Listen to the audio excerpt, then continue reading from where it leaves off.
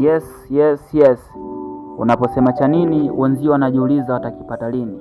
Na hii ni mara baada ya Vanny Boy, toto la Kinyakyusa, toto kutoka Mbeya, ni baada ya kuachana na WCB Wasafi na kujikita sana katika kazi zake mwenyewe binafsi na kupiga show nje ya nchi, India, Kenya, Uganda, na hivyo basi kujikusanyia fans wengi sana. Na leo hii amefanikiwa kuitwa katika upigaji wa show za ufunguzi wa kombe la dunia, ambao show yake ataipiga Toronto. Basi hivyo Vanny Boy anakuwa ni Mtanzania wa kwanza kuweka historia, kuwa Mtanzania wa kwanza kutoka katika stage kubwa ya kupiga show katika ufunguzi wa kombe la dunia mwaka 2026. Hivyo basi swali ni je, Vanny Boy ni mkubwa?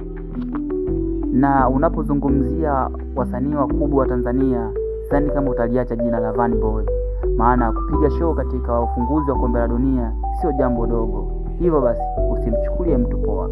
Usisahau kulike, kusubscribe na kucomment katika Tonton PM. Asante, tukutane katika video zijazo.